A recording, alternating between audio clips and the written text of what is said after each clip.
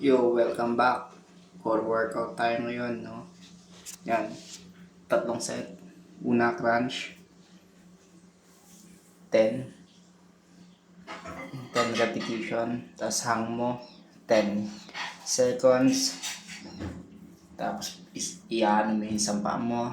Ka-crunch mo. 10 seconds. Ay, 10 repetition. Sunod. Iyang mo ulit. 10 seconds ulit. Sunod, yung kabilang paa. Okay. 10 repetition ulit. Next, hang. 10 seconds. Hanggang sa matapos mo. Sunod niyan yung swing. Habang nagka-crunch ka. Okay. 10 repetition. Tapos hang.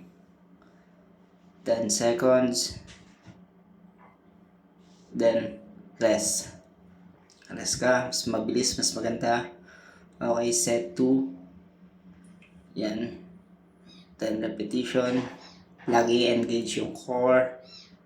Tapos yung hang mo, medyo ibababa mo yung ulo mo. Mali yung hang ko dyan kasi yung ulo ko medyo nakataas. Ibababa mo yan. Lagi dapat naka-engage yung core. Kung anong gagawin mong exercise, engage mo yung core. Yan. Engage. Yung ulo nakababa, dapat yan naka-engage. Yung core, engage din dapat yan. Ang nasasaktan dapat dyan yung core. Okay. Tuloy-tuloy lang tayo. Yan. Yan, ganyan dapat yung forma ng ulo. Yung paa medyo baba pa. Mali ako dyan. Yan. Taas mo pa. Crunch. Yung paa dyan dapat straight. Okay. At least nakapagsimula ka na. Adjust nyo lang. Malaga nagsimula na. Okay, tapos na tayo set 2. Set 3 naman. Next, yan. Crunch ulit. Korang nasasaktan dapat. Korang nasakit.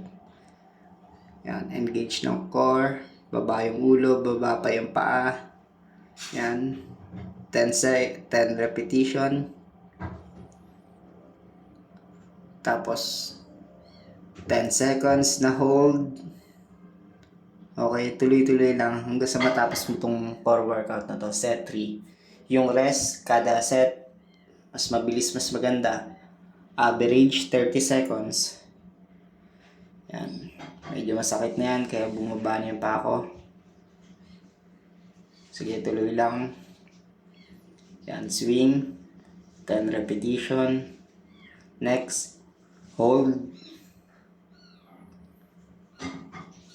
10 seconds. Then tapos na tayo. Maraming salamat sa suporta niyo hanggang sa muli.